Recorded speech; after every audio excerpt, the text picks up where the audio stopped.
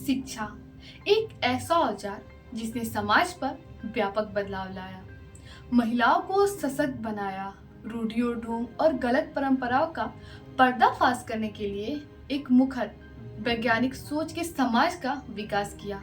और हम दावे के साथ कह सकते हैं कि चाहे इतिहास में हमारा देश विश्वगुरु रहा हो या फिर बाद के समय में आजाद होने तक, जब जब शिक्षा का प्रसार जड़ तक पहुंचा है, सकारात्मक बदलाव के साथ इसने हर आवाज बुलंद की और स्वतंत्रता की आवाज बनी। क्योंकि एक शिक्षित समाज कभी किसी का गुलाम नहीं हो सकता।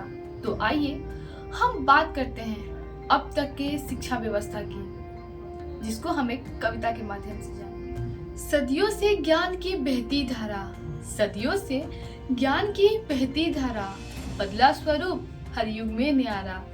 प्राचीन गुरुकुल तप और साधना, शिक्षा बनी इस समय आराधना।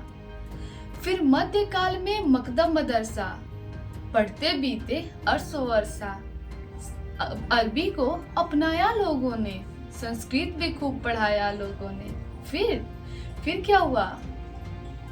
अंग्रेजों का क्रूर शासन आया, अंग्रेजों का क्रूर शासन आया। पश्चिमी शिक्षा पर नींव धरी, रंग रूप से भारतीय होकर भारतीय दिमाग अंग्रेजी करा।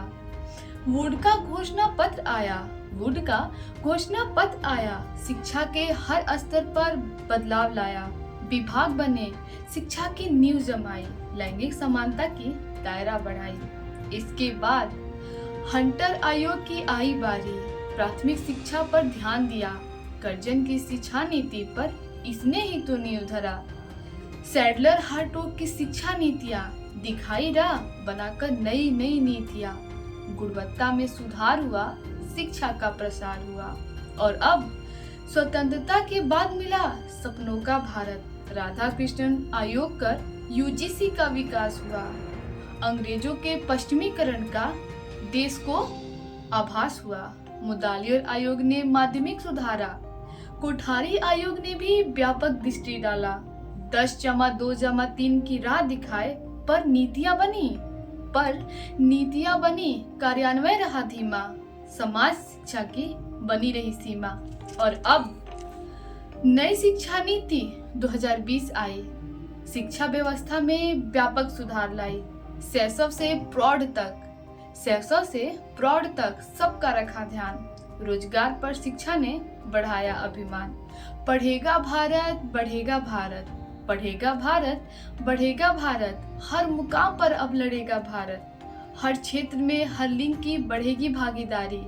विश्व में ख्याति फैलेगी, सभ्यता विकास में जीत होगी हमारी। जय हिंद, जय भारत। उम्मीद करते हैं आप सबको पसंद आए। चैनल को लाइक शेयर सब्सक्राइब जरूर करें।